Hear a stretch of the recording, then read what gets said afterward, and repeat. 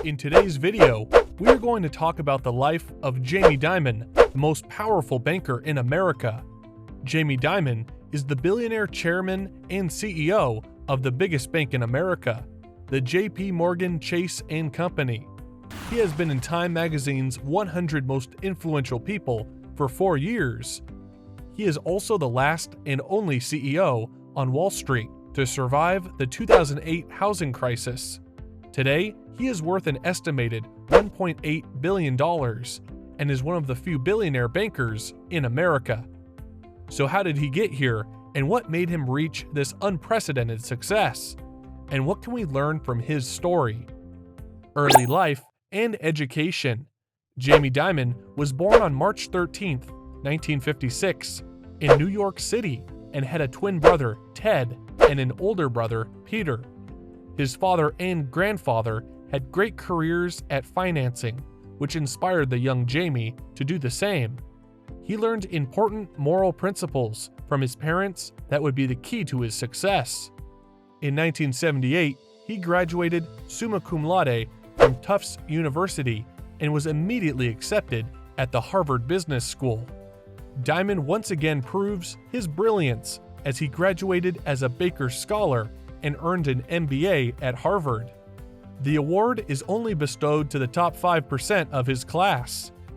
Due to his academic achievements, he was immediately flooded with many job offers from prestigious Wall Street finance companies such as Goldman Sachs, Morgan Stanley, and Lehman Brothers. However, he turned it all down and decided to work with the legendary financier Sandy Weill. Career and partnership with Sandy Weill. Jamie Dimon worked with Weill and helped him to be the #1 banker at American Express. Dimon knows that helping his mentor would have a huge benefit for him, but Sandy Weill would not get enough support for his ideas from the American Express board. In 1985, management troubles at American Express made Weill leave the company in anger. Despite this, Weill still encourages Dimon to stay to support his new family, but the young Dimon quits too and decided to follow him and show his loyalty to Weill. The pair wanted to make a huge comeback. However, nobody on Wall Street wants to hire Sandy Weill as an executive due to his old age. But once again, the pair will prove everybody wrong. Weill and Dimon looked for a small company that they can leverage into taking over bigger companies. Finally, they found just the right company, Commercial Credit. Commercial Credit is a small loaning company based in Baltimore, Maryland. The company gives short-term loans to low-income populations for high interest rates. In 1985, Control Data, the parent company of Commercial Credit, is running through several financial troubles, and they are planning to sell Commercial Credit to pay for their debts. Dimon realized that the company still has a lot of assets that it can sell to investors. They approach Wall Street tycoon Warren Buffett to invest, but Buffett rejected their offer because he did not see any potential for the company. So Weill and Dimon need a plan B because the chance of failure is getting high. They decided to take the company public by selling shares to public investors. But the challenge is how they are going to convince investors to buy shares of their struggling company. Sandy Weill put 10% of his fortune into the company and offered 80% of the company to the public. Meanwhile, Dimon decided to go all in and invest all his money, worth $425,000, in the Commercial Credit. They immediately raised $850 million, which boosted the company's profits. Plan B worked. Sandy Weill and Jamie Dimon became the savior of Commercial Credit. As a reward for his loyalty, Sandy Weill appointed Dimon as Chief Financial Officer and gifted him with multiple stock options. The two decided to cut costs by laying out 10% of the employees, and immediately after 1 year, they increased the company's profit up to $100 million. But the Black Monday crash of 1987 came, and their company's stock suddenly fell by 50%. The market crash triggers a meltdown among investors and companies, but Weill and Dimon saw a golden opportunity behind the crash. They started to take over struggling companies and make lots of deals, and soon created America's biggest financial conglomerate, Citigroup. Wheel and Dimon's partnership will not last long. Wheel puts his daughter and Dimon's childhood friend, Jessica Bibliowicz, under Dimon's mutual fund division. However, Dimon runs into conflicts with Bibliowicz when it comes to the mutual fund business. Dimon was not happy with Bibliowicz's performance and decided not to give her a promotion, which startled Wheel. In 1998, after Dimon's treatment of her daughter and other financial troubles, Wheel decided to fire Dimon, ending their 15 years of partnership. Their relationship was severed, and Dimon became unemployed. Despite that, Jamie Dimon did not give up and decided to make a comeback by making a company bigger than Citigroup. Move to Bank One. Jamie Dimon was hired as the CEO of Bank One, fifth largest bank in America. Before his arrival, the bank was struggling financially. Bad customer service, large fees, and its executives' poor spending habits were the reasons for its downfall. Dimon once again goes all in and invested all his fortune, worth $50 million, in Bank One. He wants to make the company profitable again.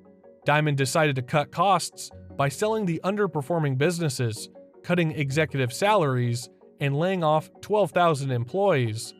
By 2001, the company made $2.6 billion of profit, mostly thanks to Jamie Dimon's leadership. Jamie Dimon established himself as a guy that is willing to make difficult decisions to save a company. However, Jamie Dimon was not finished yet. He was on a mission to establish a company bigger than Citigroup, merging of Bank One and JPMorgan. At the beginning of the 2000s, financial company JPMorgan Chase was struggling with bad deals, huge fines, and a negative public image. JPMorgan wants Jamie Dimon as its CEO, so the company negotiated a merging deal with Bank One, and they get what they want. In 2003, JPMorgan merged with Bank One, and Jamie Dimon later became their CEO. Dimon used his signature strategy of cutting costs, reforming incentive structure, and building a strong fortress balance sheet, and once again saving a struggling company. Meanwhile, in 2003, Sandy Wheel decided to retire and sell most of his Citigroup shares, and handed over leadership to Charles Prince. However, Citigroup fails to perform well under Charles Prince's leadership, and he slowly runs the company to its knees. Jamie Dimon saw this as a perfect opportunity to beat Citigroup as the biggest bank in America. Then came the 2008 housing crisis. America and the rest of the world experienced an economic recession larger than the dot-com bubble. Housing prices sharply fell. This brought a domino effect on the stock market, causing it to crash. It is considered one of the most horrific recessions in U.S. history.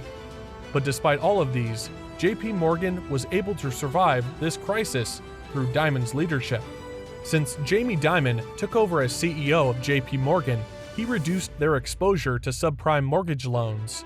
This strategy propelled the company to have more capital, more liquidity, and reduce money loss, and established a strong balance sheet. So at the time of the housing crisis, JPMorgan became less vulnerable to the recession. During the crisis, JPMorgan acquired the struggling and bankrupt bank, Bear Stearns, for $10 per share. The deal solidified JPMorgan's reputation and sends Jamie Dimon once again to the top of the financial industry. 2008 housing crisis. After the 2008 housing crisis, Jamie Dimon was the last man standing. JPMorgan beat Citigroup as the biggest and most profitable bank in the United States of America. JPMorgan was also viewed as safer compared to other banks. Jamie Dimon was able to bring in $200 billion in profit in 2008 and increased JPMorgan's profit by 27%. He did all of these while most banks in America were under a great recession. For Citigroup, they decided to fire Charles Prince as CEO after large exposure to mortgage-backed securities, which led to their downfall. He was replaced by the new CEO, Vikram Pandit. However, The company losses were just too much that Pandy cannot save it anymore. Sandy Weil was well under retirement while the world is experiencing the detrimental effects of the housing crisis. In an interview, Sandy Weil stated that he regrets firing Jamie Dimon, and it is perhaps the worst mistake of his career. However, despite their complicated relationship, he was still proud of Jamie Dimon's accomplishments. The story of Jamie Dimon's life taught us that despite several setbacks, we all must stand back up to our feet and do our best to rise again, learn from mistakes, and always do our best, and you will be rewarded. Thank you for being all ears throughout the entire video. If you'd like to learn more about the nature of this business, subscribe now and click on the notification bell to be updated with my latest uploads. If you want to expand your income by engaging with some side hustles, feel free to contact me, so we'll get things moving right away. Remember, if you want to change your life, let's make a change together. You need to make a change.